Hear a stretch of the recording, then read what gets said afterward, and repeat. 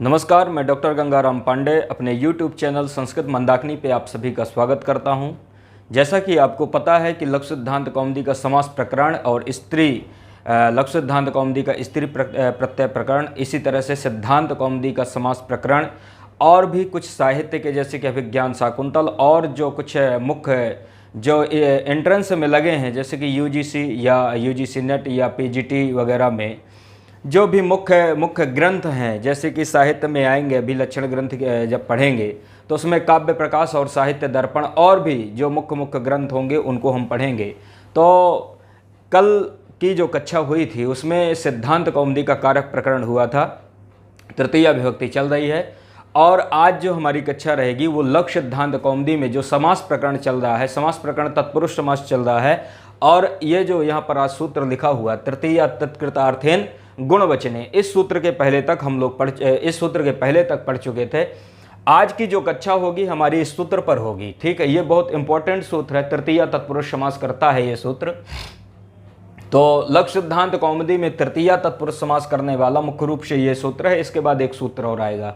सिद्धांत कौमुदी में तृतीया तत्पुरुष समास करने वाले और भी बहुत सारे सूत्र हैं, लेकिन लघु सिद्धांत कौमुदी के अनुसार केवल दो सूत्र हैं, एक तृतीया तत्कृतार्थेन गुणवचनेन और एक कर्तिकरणे कृता बहुलम। तो वो सूत्र भी तृतीया तत्पुरुष समास करता है। इसके बाद वो सूत्र आता है। तो ये जो सूत्र है आप देख रहे हैं, तृतीया तत्कृतार्थेन गुणवचने, हमारी जो दृष्टि है, जैसे कि मैंने आपको पहले भी बताया है, हमारी दृष्टि यह है कि जो लघु सिद्धांत कौमुदी को पढ़ना चाहते हैं, बढ़िया से उसको लगाना चाहते हैं, उनके लिए भी यहाँ पर किसी प्रकार की कोई कमी नहीं छोड़ी जा रही। और जो परीक्षा की तैयारी कर रहे हैं, किसी भी संस्कृत से रिलेटेड जितनी भी परीक्षाएं हैं उसमें समास प्रकरण लगा है, उनके लिए भी हम किसी प्रकार की कोई कमी यहाँ पर नहीं छोड़ रहे हैं। एक एक पद, एक एक उदाहरण, एक एक प्रत्युदाहरण हम यहाँ पर नोट करवा देते हैं। जो क्वेश्चन बने हैं, जो आगे क्वेश्चन बन सकते हैं, उन सारे क्वेश्चन को हम यहाँ पर क्या कर देते हैं, नोट करवा देते हैं, ताकि किसी प्रकार से कोई क्वेश्चन न छूटे, ठीक है। तो देखो यहाँ पर आज जो सूत्र है हमारा, वो सूत्र है तृतीया तत्कृतार्थेन गुणवचनेन, ये सूत्र है पूरा, ठीक है। तृतीया, तो ये क्या करता, तृतीया का मतलब क्या है, तृतीया तत्पुरुष समास करता है, ठीक है। तृतीया तत्पुरुष समास कैसे, तृतीया तत्पुरुष समास मतलब कैसी स्थिति में तृतीया तत्पुरुष समास होता है। तो देखो यहाँ पर एक है तत्कृतार्थेन गुणवचनेन, ठीक है। अब ये जो तत्कृतार्थेन गुणवचनेन ये जो लिखा हुआ है, इसकी वृत्ति नीचे आपको स्पष्ट करवा देता हूं, आपको सूत्र स्पष्ट हो जाएगा, समझ में आया। तत्कृत यहाँ पर जो होता है तृतीया, ये मतलब लुप्त पद है, ठीक है। यहाँ पर तृतीया है और तृतीयांत क्या है, यहाँ पर लुप्त है। और इसी तरह से जैसे अर्थेन है, तो अर्थेन ये तृतीयांत पद है, गुणवचनेन भी तृतीयांत पद है। इस प्रकार से अनेक पद हैं इस सूत्र में। इसकी वृत्ति में देखो, क्योंकि वृत्ति से क्या होता है, वृत्ति से सूत्र पूरी तरह से स्पष्ट हो जाता है ना। सूत्र का ही पूरी तरह से वृत्ति मतलब अर्थ ही होता है, जो वृत्ति होती है वो सूत्रार्थ ही होता है। तो देखो सूत्रार्थ क्या कहता है, तृतीयांतम, ये जो तृतीया है ना, तो तृतीया का ही यहाँ पर क्या लिया है, तृतीयांत, ठीक है। प्रत्यय गहने तदंत ग्राह्या, तो तृतीया मतलब तृतीयांत का, तृतीया मतलब तृतीयांत का तृतीयांतार्थ लगा। तृतीयांत का मतलब तृतीया समर्थ सुबंत का तृतीयांतार्थ, तृतीयांतार्थ मतलब होता है तृतीया का जो अर्थ है, ठीक है। मतलब तृतीया समर्थ सुबंध का तृतीया शब्द का जो अर्थ, तृतीयांत का जो अर्थ है, ठीक है।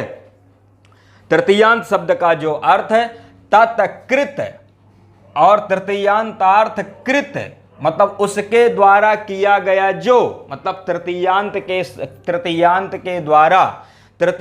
के द्वारा किया गया जो गुणवचनेन अर्थेन, गुणवचनेन मतलब गुणवाचक शब्द के साथ, गुणवचनेन मतलब गुणवाचक शब्द के साथ, और अर्थेन मतलब अर्थ के वाचक शब्दों के साथ, ठीक है। गुणवाचक शब्दों के साथ और अर्थ शब्द के साथ, चा सह मतलब साथ, ठीक है। गुण के वाचक शब्द और अर्थेन अर्थवाचक शब्द, ये यहां पर चा लगा है ना, तो और आ जाएगा कि गुणवाचक शब्द और अर्थवाचक शब्दों के सह मतलब साथ में, वह मतलब विकल्प से प्रागवत मतलब समास होता है। कैसा समास होता है, तत्पुरुष समास होता है। तो सूत्र लगा कि तृतीयांतम मतलब तृतीयांतार्थ, तृतीयांत समर्थ सुबंत का तृतीयांतार्थ मतलब तृतीयांत का जो अर्थ, ठीक है, तृतीयांत का जो अर्थ और उसके द्वारा किया गया कृत, कृत मतलब उसके द्वारा किया गया जो गुणवचनेन मतलब गुण का वाचक, गुणवाचक शब्द, ठीक है, उसके द्वारा तृतीयांत के द्वारा किया गया जो गुणवाचक शब्द और अर्थेन मतलब अर्थवाचक शब्द, ठीक है, अर्थेन मतलब अर्थवाचक शब्दों के साथ समास होता है, ठीक है। तृतीयांत का इनके साथ गुण के वाचक शब्द और अर्थवाचक शब्दों का के साथ क्या होता है, समास होता है और उस समास को तत्पुरुष समास कहते हैं। यह कौन कहता है, तृतीया तत्कृतार्थेन गुणवचनेन। समझ में आया? इसका अर्थ कब बहुत क्या होता है ना, इसमें बहुत लोगों को थोड़ा सा अर्थ लग नहीं पाता। जैसे जो परंपरा से पढ़े हैं तो परंपरा वालों को तो दिक्कत नहीं होता, क्योंकि बचपन से ही उनको पढ़ाया जाता है, बचपन से उनको लगवा दिया जाता है। सूत्र भी सूत्र की वृत्ति, इसके बाद जो हो तो उसका अर्थ बढ़िया से लगवाते हैं। क्योंकि गुरुकुल में जब जाते हो तो गुरुकुल में सबसे पहले क्या होता है कि बच्चों को सूत्र और सूत्र की वृत्ति ही याद कराते हैं। नव्य परंपरा में जो गुरु परंपरा के जो गुरुकुल हैं वहाँ पर लक्ष्य सिद्धांत और सिद्धांत ये परंपरा है, नव्य परंपरा है पढ़ाने की। और जो प्राचीन परंपरा से जो पढ़ाते हैं, जैसे विशेष रूप से कहूँ आर्य समाज, तो आर्य समाज में क्या होता है, अष्टाध्यायी काशी का ये परंपरा है पढ़ाने की, प्राचीन परंपरा से पढ़ाते हैं। तो वो लोग अष्टाध्यायी शुरू से पढ़ते हैं, अष्टाध्यायी पढ़ने के बाद फिर क्या होता है, उनका फिर जो हो तो अर्थ लगवाते हैं, ठीक है। बहुत अच्छी परंपरा है वो भी अष्टाध्यायी। उससे क्या होता है, सूत्रों को जो एक क्रम होता है वो विद्यार्थियों को बहुत अच्छी तरह से पता चल जाता है, जैसे जो प्राचीन परंपरा से पढ़ाते हैं। नव्य परंपरा वाले क्या होता है, लक्ष्य सिद्धांत ही शुरू करते हैं सर्वप्रथम। लक्ष्य सिद्धांत के बाद जैसे फिर सिद्धांत, फिर नागेश को पढ़ना, ठीक है, आचार्य नागेश के ग्रंथों को पढ़ना, फिर प्रौढ़ मनोरमा पढ़ना, सिद्धांत की ये व्याख्या है। तो यहाँ पर क्या होता है कि जो मतलब ये 12th पास करके जो मॉडर्न से आते हैं संस्कृत पढ़ने, मतलब जैसे 12वीं किसी अन्य विषय से किए फिर इसके बाद संस्कृत में आते हैं, उनके लिए थोड़ा सा ये सूत्र क्या होता है, सूत्रार्थ टेढ़ा पड़ जाता है। मतलब उनका अर्थ जल्दी घटित नहीं होता कि भाई ये तृतीयांत समर्थ सुबंध का तृतीयांत का जो अर्थ, ठीक है, तृतीयांत का जो अर्थ उसके द्वारा किया गया जो गुणवाचक शब्द और अर्थवाचक शब्दों के साथ समास होता है, तो थोड़ा सा इसमें वो कंफ्यूज होते हैं। तो कई बार क्या होता है कि मेरा ये प्रयास रहता है कि एक एक चीज़ को जितना भी अपना मतलब यहाँ पर बताने की आवश्यकता हो उसको हम क्या करें, स्पष्ट कर दें। तो ये समझ में आया कि तृतीयांत समर्थ सुबंध का तृतीयांतार्थ, तृतीयांत का जो अर्थ उसके द्वारा किया गया जो गुणवाचक शब्द और अर्थ शब्दों के साथ क्या होता है, समास होता है, और उस समास को तत्पुरुष समास कहते हैं। तो ये कौन कहता है, तृतीया तत्कृतार्थेन गुणवचनेन। देखो यहां पर उदाहरण बना है संकुलया खंडा संकुला खंडा, ठीक है, ये बहुत महत्वपूर्ण उदाहरण है। ये पूछा जाता है किसी भी जब पीजीटी वगैरह या नेट का एग्जाम देते हो तो ये पूछते हैं कि यहाँ पर किस सूत्र के द्वारा समास हुआ है।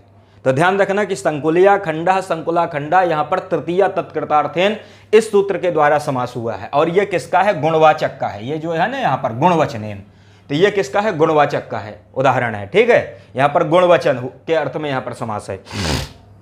तो संकुलया खंडा संकुला खंडा, पहला तो ये ध्यान रख लो कि ये लौकिक विग्रह है। किसका लौकिक विग्रह है, संकुला खंडा का। संकुला खंडा का ये क्या है, लौकिक विग्रह है जो लोक में हम प्रयोग करते हैं। संकुलया खंडा संकुला खंडा, इसका अर्थ होता है सुपारी के सरौते के द्वारा किया गया खंड, मतलब टुकड़ा।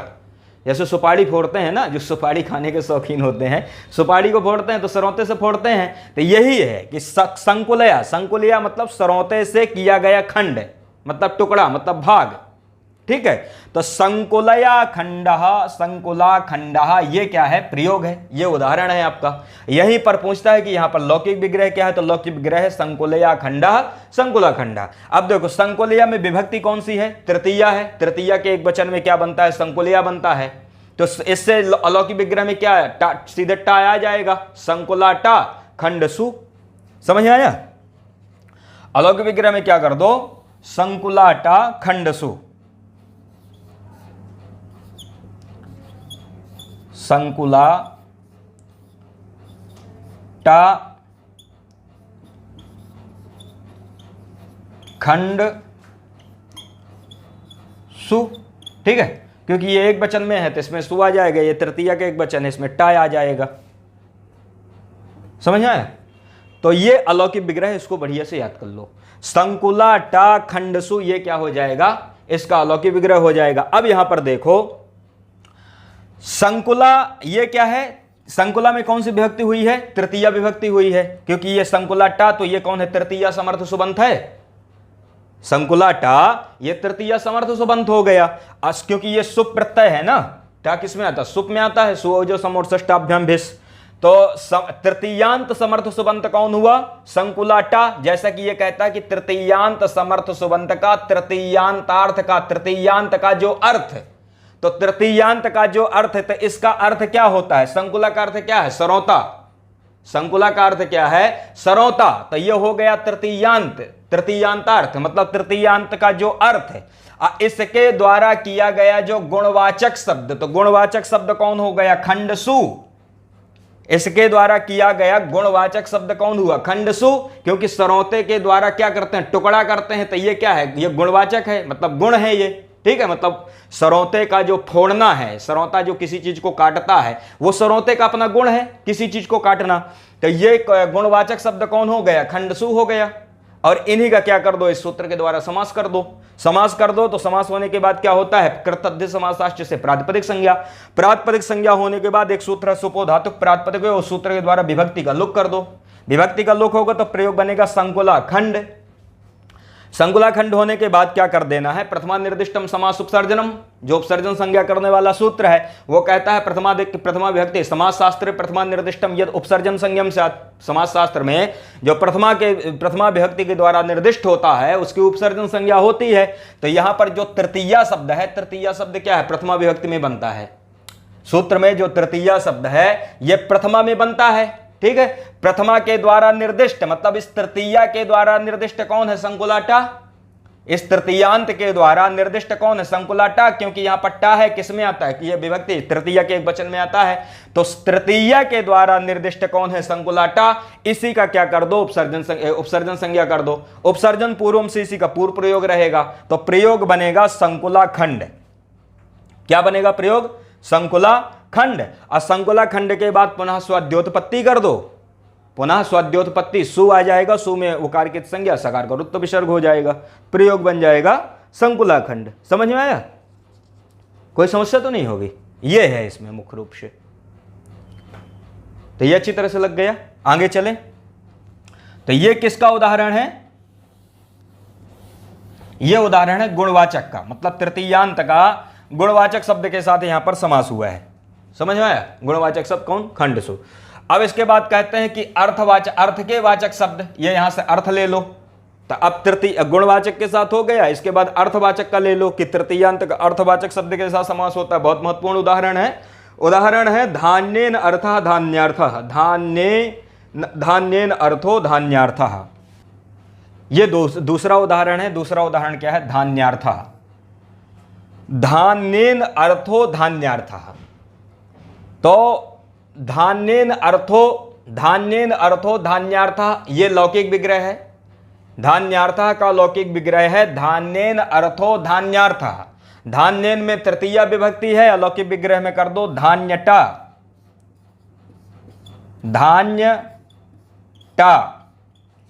धान्यटा, इसके बाद हो जाएगा अर्थसु, ये एक वचन में है, तो धान्यटा अर्थसु ये हो जाएगा अलौकिक विग्रह, धान्यटा अर्थसु ये हो जाएगा अलौकिक विग्रह। अब यहां पर देखो तृतीयांत समर्थ सुबंत का, तृतीयांत का जो अर्थ, उसके द्वारा किया गया जो गुणवाचक शब्द और अर्थवाचक शब्द के साथ समास होता है, तो गुणवाचक शब्द को उदाहरण संकुलया खंडा है, और अर्थवाचक शब्द कौन है, यहां पर देखो ये अर्थ है, तृतीयांत समर्थ सुबंत कौन हो गया, धान्यटा, तृतीयांत समर्थ सुबंत हो गया धान्यटा, और इसके द्वारा जो गुणवाचक शब्द कौन, यहां अर्थवाचक शब्द कौन है, अर्थसु, ठीक है, अर्थवाचक शब्द कौन हुआ, अर्थसु, इनका क्या हो जाएगा, इस सूत्र के द्वारा समास हो जाएगा, तो धान्यटा अर्थसु कृतध्य समासाश्च से प्रातिपदिक संज्ञा, सुपो धातु प्रातिपदिक योग से विभक्ति का लुक कर दो, धान्य अर्थ, फिर इसके बाद प्रथमा निर्दिष्टम समास उपसर्जनम से उपसर्जन संज्ञा, क्योंकि प्रथमा कौन है, यहां पर तृतीया है, इसके द्वारा निर्दिष्ट शब्द कौन है, धान्यटा,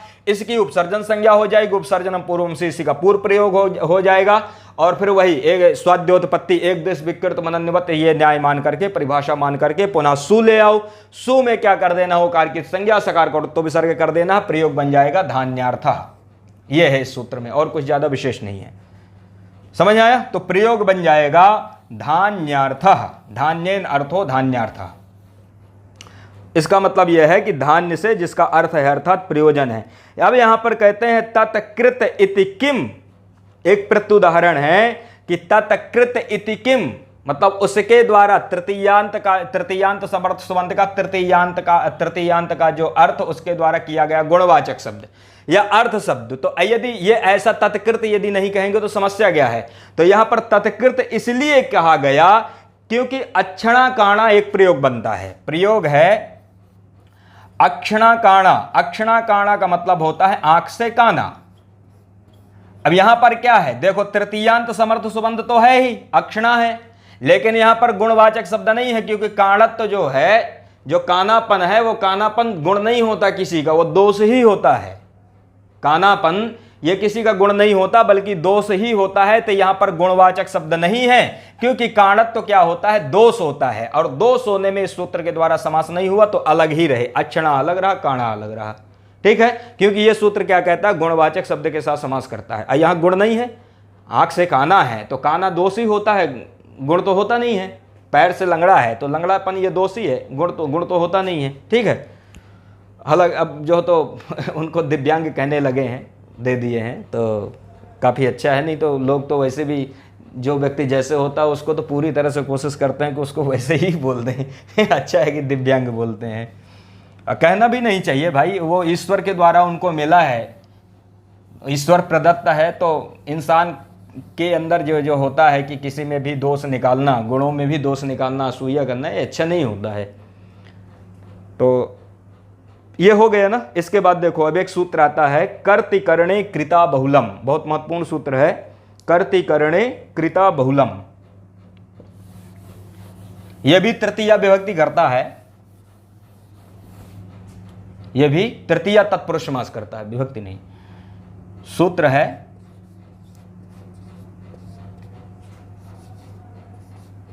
कर्तिकरणे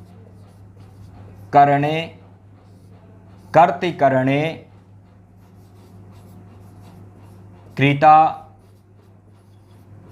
बहुलम। ठीक है, सूत्र है कर्तिकरणे कृता बहुलम, यह सूत्र है, यह भी तृतीया तत्पुरुष समास करता है।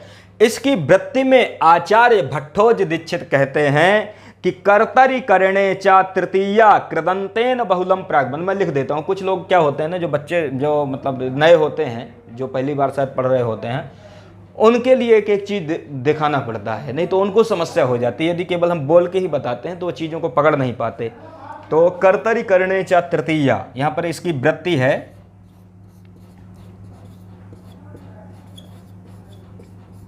कर्तरि करणे चा तृतीया, कर्तरि करणे चा तृतीया कृदंतेन बहुलम प्राग्वत,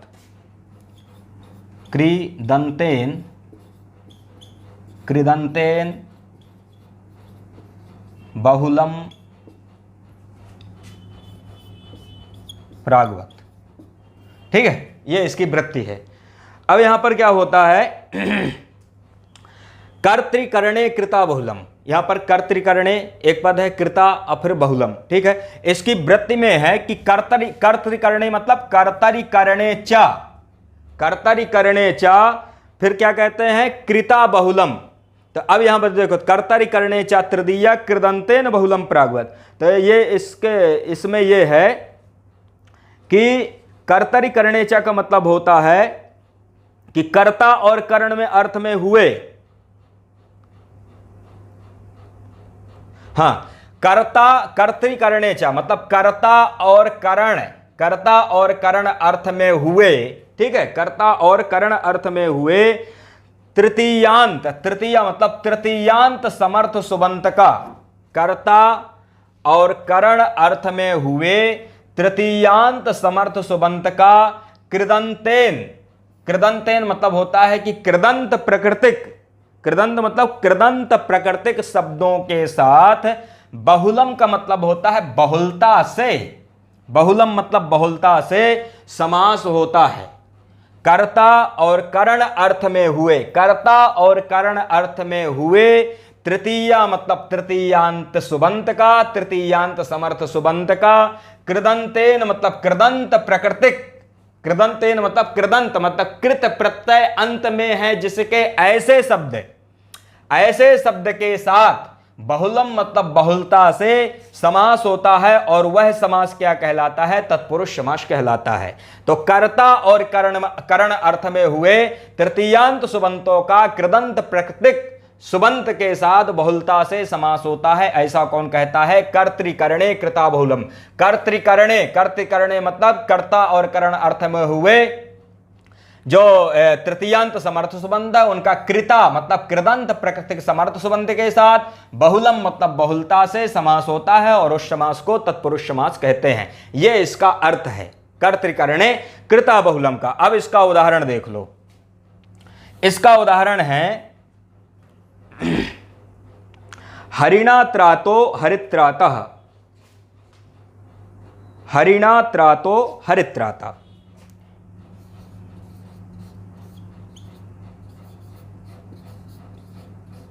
हरिणा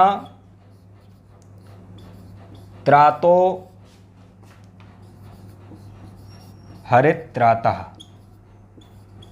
हरिणा त्रातो हरित्रातः। ठीक है, हरिणा त्रातो हरित्रातः। अब यहां पर क्या होता है कि हरिणा त्रातो हरित्राता, हरिणा मतलब हरि के द्वारा, त्रात मतलब रक्षित। ठीक है, हरि के द्वारा रक्षित, त्रय पालने, त्रय पालने धातु है यहां पर। हरि के द्वारा क्या है? रक्षित है, ये इसका अर्थ है। अब यहां पर देखना, कर्तृकरणे कृता बहुलम, इस सूत्र को यहां पर घटाओ। कर्तृकरणे सूत्र कहता है कि कर्ता और करण अर्थ में हुए तृतीयांत समर्थ सुबंत का। तो कर्ता और करण अर्थ में हुए, तो यहां पर देखो हरिणा त्रातो हरित्राता मतलब हरि के द्वारा रक्षित। तो यहां पर कर्ता अर्थ में जो तृतीयांत समर्थ सुबंत कौन है? हरिणा। कर्ता अर्थ में तृतीयांत समर्थ सुबंत कौन हुआ? हरिणा। हरिणा में कौन सी व्यक्ति यहां पर तृतीय व्यक्ति में बनता है? हरिणा। तो कर्ता अर्थ में तृतीयांत समर्थ सुबंत कौन हुआ? हरिणा अर्थात हरि। इसका कृदंत प्राकृतिक समर्थ सुबंत कौन हुआ? त्रात। कृदंत प्राकृतिक समर्थ सुबंत कौन हुआ? त्रात, क्योंकि त्रात में कौन सा प्रत्यय है? ता प्रत्यय है। त्रात में कौन सा प्रत्यय है? ता प्रत्यय है, और यह प्रत्यय किसका है? कृदंत का प्रत्यय है। ठीक है, तो कर्ता अर्थ में जो तृतीयांत समर्थ सुबंत कौन है? हरि है। इसका कृदंत प्रकृतिक कौन है? त्रात है। इसके साथ क्या हो जाएगा? समास हो जाएगा। इसके साथ क्या होगा? समास हो जाएगा। कौन से सूत्र से? कर्तृकरणे कृता बहुलम, इस सूत्र से। इन दोनों का जब समास हो जाएगा, हरि का और त्रात का, मैंने बता दिया कि कर्ता अर्थ में कौन है? हरि है। ठीक है, कर्तार्थ में तृतीयांत समर्थ सुबंत कौन है? हरि है। और कृदंत प्रकृतिक समर्थ सुबंत कौन है? त्रात है, क्योंकि ता प्रत्यय है, ता प्रत्यय कृदंत का है। ठीक है, तो इन दोनों का क्या हो जाएगा? समास हो जाएगा। समास होने के बाद अब यहां पर देखो हरिणा त्रातो हरित्राता, हरिणा में तृतीय विभक्ति है तो इसका अलौकिक विग्रह बना लो हरिटा। इसका अलौकिक विग्रह हो जाएगा हरिटा, हरिटा और त्रातसु, हरिटा त्रात त्रात सु, हरिटा त्रात सु, ये क्या हो जाएगा? इसका अलौकिक विग्रह हो जाएगा। कृतध्य समासाच इस सूत्र के द्वारा प्रातिपदिक संज्ञा सुपोधातु प्रातिपदिक योग के द्वारा विभक्ति का लुक कर दो।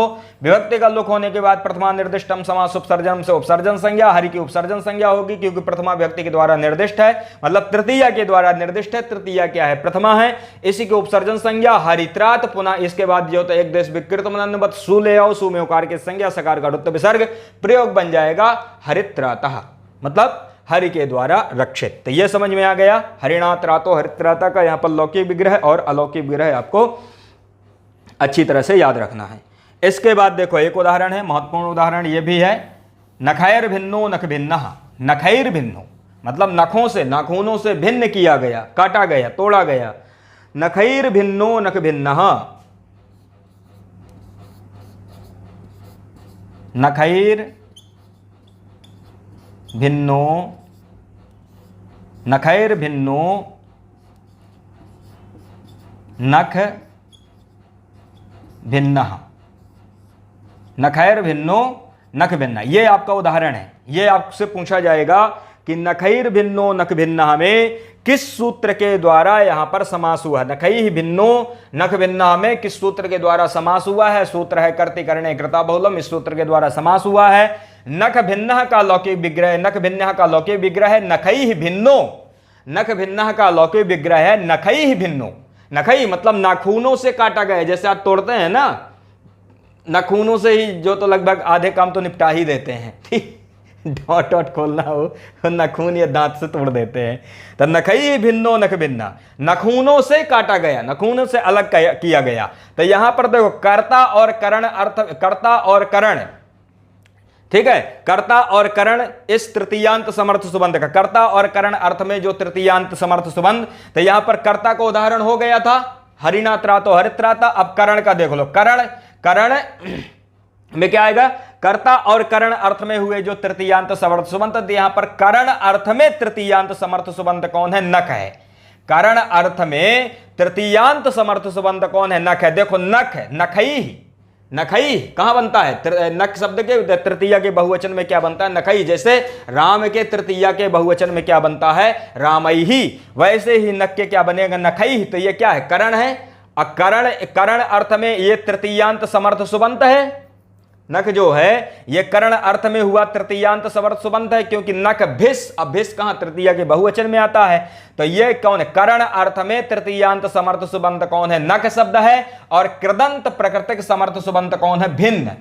कृदंत प्राकृतिक समर्थ सुबंत कौन है, भिन्न। अब भिन्न कृदंत प्राकृतिक समर्थ सुबंत कैसे है, क्योंकि एक कृदंत में सूत्र है, एक कृदंत में एक सूत्र है, वहां पर भिद धातु से ता प्रत्यय होता है, जो तो प्रकृति का जो दा है, मतलब भिद का जो दा है, और ता प्रत्यय का जो ता है, इन दोनों को वो सूत्र क्या कर देता, ना कर देता है। भिद का जो दा है और जो ता प्रत्यय का जो ता है, इन दोनों को क्या कर देता है, ना कर देता। तो प्रयोग बन जाता भिन्ना, भिन्ना, छिन्ना, शीर्णा। ये तीन प्रयोग उस सूत्र से बनते हैं। और यहां पर पूछा भी जाता है कि यहां पर किस सूत्र के द्वारा जो प्रत्यय का जो ता प्रत्यय का जो ता है उसको ना हुआ है, तो वही सूत्र है, ठीक है, भिन्ना, छिन्ना, शीर्णा, ये प्रयोग वहां पर बनते हैं।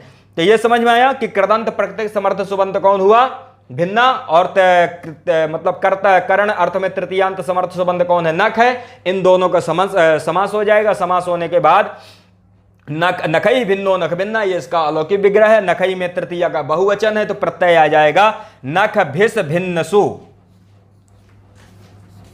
नख, नख भिस भिन्न, नख भिस भिन्न सु, ये क्या हो जाएगा, इसका अलौकिक विग्रह। अलौकिक विग्रह होने के बाद वही कर्तव्य समासाश्य से प्रातिपदिक संज्ञा, प्रातिपदिक संज्ञा होने के बाद क्या कर देना है कि यहां पर सुपधातु प्रातिपदिक योग से विभक्ति का लोक कर दो। विभक्ति का लोक होने के बाद प्रथमा निर्दिष्टम समास उपसर्जन से उपसर्जन संज्ञा, उपसर्जनम पूर्वम से पूर्व प्रयोग हो जाएगा। प्रयोग बनेगा नख भिन्न, नख भिन्न में पुनः स्वाद्योत्पत्ति, उकार की संज्ञा, सकार का उत्तर विसर्ग, प्रयोग बन जाएगा नख भिन्ना। प्रयोग क्या बनेगा, नख भिन्ना। तो ये हो गए दो उदाहरण हैं इसके। अब यहां पर देखो आचार्य भट्टोजी दीक्षित यहां पर कुछ कहते हैं, और वो कहना चाह रहे, उनका कहना है कि एक परिभाषा है यहां पर कि कृद ग्रहणे गतिकारक पूर्वस्यापि ग्रहणम। एक यहां पर परिभाषा है, कृद ग्रहणे गतिकारक पूर्वस्यापि ग्रहणम।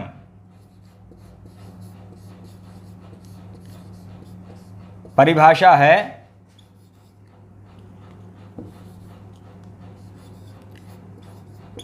कृद ग्रहणे गतिकारक पूर्वस्यापि ग्रहणम। कृद ग्रहणे गतिकारक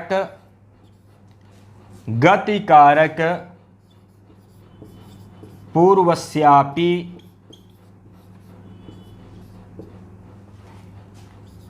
ग्रहणम। कृद ग्रहणे गति कारक पूर्वस्यापि ग्रहणम, ये एक परिभाषा है भट्टोजी दीक्षित सिद्धांत, मतलब ये लक्ष्य सिद्धांत में है, क्योंकि ये लक्ष्य सिद्धांत पढ़ रहे हैं ना। तो आचार्य वरदराज कहते हैं कि कृद ग्रहणे गतिकारक पूर्वस्यापि ग्रहणम, ये सिद्धांत कौंदी में भी है। इसका मतलब ये होता है कि कृदंत के ग्रहण में, कृद ग्रहणे सप्तमी, कृदंत के ग्रहण में गति कारक पूर्वस्यापि ग्रहण, मतलब गति पूर्वक और कारक पूर्वक का भी क्या होता है, ग्रहण होता है। कृदंत के ग्रहण में गति पूर्वक और कारक पूर्वक का भी क्या होता है, ग्रहण होता है। जब आप कृदंत का ग्रहण करते हैं तो कृदंत के ग्रहण में गति कारक पूर्वस्यापि ग्रहण, मतलब गति पूर्वक और कारक पूर्वक क्या होता है, इनका भी ग्रहण होता है। गति पूर्वक मतलब जिनकी गति संज्ञा हुई है, कारक पूर्वक मतलब जो कारक के हैं, ठीक है, जो कारक में जिनका प्रयोग है। तो गति और कारक पूर्व का भी क्या होता है, ग्रहण होता है। तो यहां पर इसका ये हो गया ना, मिटा दूं इसे। अब इसका देखो उदाहरण, देखो एक उदाहरण बनता है नख निर्भिन्न। उदाहरण क्या है, नख निर्भिन्न। हाँ, नख निर्भिन्न उदाहरण है नख निर्भिन्न,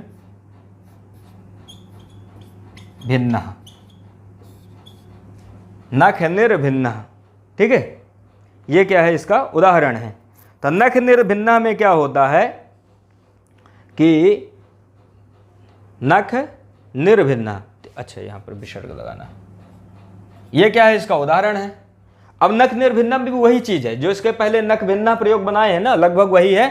अंतर यह है कि देखो यहां पर, वहां पर क्या था कि नख भिन्ना था, अब यहां पर क्या होता है कि इसके पहले ये जो कृदंत है, कृदंत प्रकृति जो भिन्न शब्द है, इसके पहले यहां पर नी शब्द आ गया है, ठीक है, इसके पहले क्या आ गया, नी शब्द आ गया है। उसी के लिए वो परिभाषा आई। परिभाषा किस स्थिति में आती है, अनियमे नियम कारिणी परिभाषा। जब अनियम की स्थिति उत्पन्न होती है तो नियम करने के लिए परिभाषा आती है। तो ये नियम करने के लिए कि भाई यदि मान लो कृदंत से पूर्व मान लो कोई गति या कारक शब्द है, ठीक है, गति या कारक शब्द है, तो क्या वहां पर समास होगा कि नहीं होगा, ऐसी स्थिति बनती है। तो उसी को ज्ञापित कराने के लिए परिभाषा आई कि कृद ग्रहणे गति कारक पूर्वस्यापि ग्रहणम, कि कृदंत के ग्रहण में गति पूर्वक और कारक पूर्वक का भी क्या होता है, ग्रहण होता है। तो कृदंत का ग्रहण है, कृदंत क्या है, भिन्न है, और गति शब्द गति पूर्वक कौन है, नी है, क्योंकि नी क्या है, ये उपसर्ग है, इनकी गति संज्ञा होती है।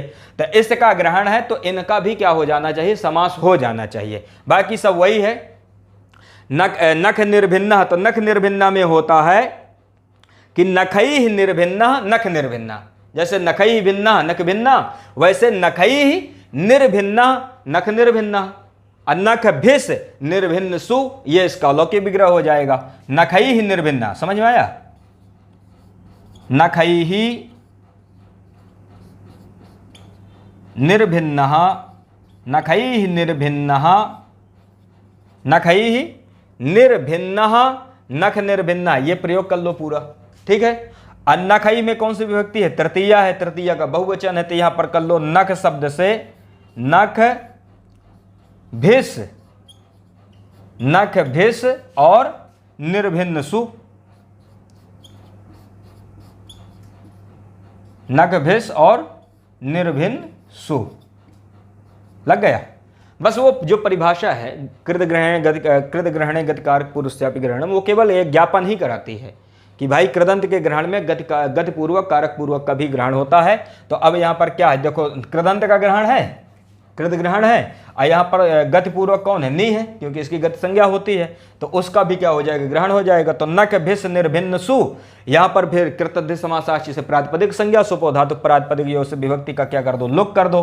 विभक्ति का लुक होने के बाद प्रथमा निर्दिष्टम समास उपसर्जनम से क्या कर दो, उपसर्जन संज्ञा। प्रथमा विभक्ति के द्वारा निर्दिष्ट कौन है, नखई, ठीक है, प्रथमा के द्वारा निर्दिष्ट कौन है, मतलब तृतीया ये जो शब्द है इसके द्वारा निर्दिष्ट कौन है, नख है, और इसका क्या कर दो, इसी की प्रथमा निर्दिष्टम समास उपसर्जनम से उपसर्जन संज्ञा। उपसर्जन संज्ञा का फल है उपसर्जनम पूर्वम से पूर्व प्रयोग होगा, तो नख निर्भिन्न ये बनेगा। क्या बनेगा, नख निर्भिन्न। पुनः जो तो स्वाद्योत्पत्ति एक देश विकृत मनन्वत, इस परिभाषा को मान करके स्वाद्योत्पत्ति में क्या कर देना है, सकार उकार की संज्ञा, सकार का रुक्त विसर्ग हो जाएगा, प्रयोग बन जाएगा नख निर्भिन्न। समझ में आया। तो ये जो उदाहरण आज हम यहां तक सिद्ध किए, ये बहुत महत्वपूर्ण उदाहरण है, ये एग्जाम में पूछा जाता है। आपको इनको थोड़ा भी मिस मत करना, थोड़ा भी इनमें क्या करना है, मतलब है लापरवाही मत करना। पूरी तरह से बढ़िया से सचेत होकर इनको याद कर लेना। सूत्रों को बढ़िया से याद कर लो, सूत्र के उदाहरण बढ़िया से याद कर लो, सूत्र काम क्या करता है, कहीं भी किसी प्रकार की समस्या होने वाली नहीं है। ठीक है, क्योंकि इतना ही है व्याकरण में, सूत्रों में अच्छी गति बना लो, उदाहरणों को समझ लो कि इन उदाहरणों में ये प्रत्यय है या ये सूत्र के अंतर्गत ये उदाहरण जो होता आया हुआ है, ऐसी कुछ चीजें हैं, इतना समझ लो। व्याकरण में कभी किसी प्रकार की कोई समस्या होने वाली नहीं है। आज के साथ, आज जो होते इसी के साथ अपनी कक्षा को हम क्या करते हैं, विराम करते हैं। ठीक है, मिलते हैं फिर एक अगले कक्षा में नए सूत्रों के साथ में। नमो नमः।